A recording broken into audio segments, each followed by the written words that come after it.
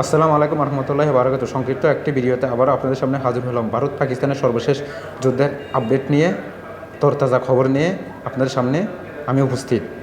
ভারত নতুন করে আরেকটি অপারেশন শুরু করলো। তাদের এই অপারেশনের নাম দিয়েছে বেনিয়ানুল মাসুদ, অর্থাৎ সীসাগলা প্রাচীর। এটা একটা কোরআনের আয়াত। এই অপারেশনটি পাকিস্তান নাম দিয়েছে। ভারত পাকিস্তান সর্বশেষ যুদ্ধে যে আপডেট, ভারতের S-400 আকাশ প্রতিরক্ষা ব্যবস্থাকে পাকিস্তান ধ্বংস করে দিয়েছে গতকাল রাতে। S-400 বিশ্বের অত্যাধুনিক একটি আকাশ প্রতিরক্ষা ব্যবস্থা, যেটা রাশিয়া তৈরি করে।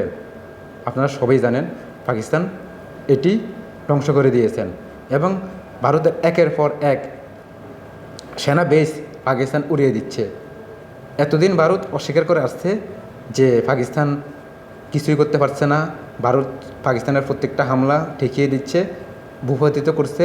কিন্তু আজ ভারতের কিছু কিছু মিডিয়ায় বলা শুরু করছে যে ভারত সরকার নিজেদের সেনাদের, বায়ুসেনাদের এয়ারবেস রক্ষা করতে পারছে না, তাহলে তারা তাদের জনগণকে কীভাবে নিরাপত্তা দিবে। আজ ভারতের মধ্যেই কিছু কিছু মিডিয়া সেটা খবর করছে। এছাড়া পাকিস্তানের চারিদিক থেকেই ভারতের প্রায় 15টি অঞ্চলে হামলা শুরু করছে। ভারতের নয়াদিল্লিতে হামলা হয়েছে, পাঞ্জাব, রাজকোট,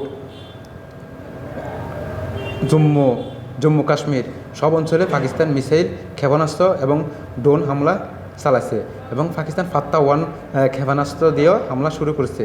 ভারত এখন এসব হামলা মোকাবেলা করতে নাজেহাল। ভারতের প্রায় 70% এলাকা বিদ্যুৎ বিচ্ছিন্ন।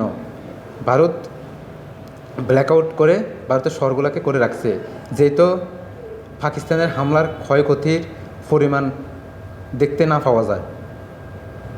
এছাড়াও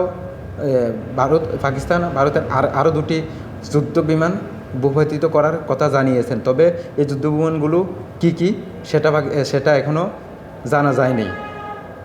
পাকিস্তান বলছে যে যুদ্ধ ভারত শুরু করছে এবং যুদ্ধ শেষ করবে পাকিস্তান।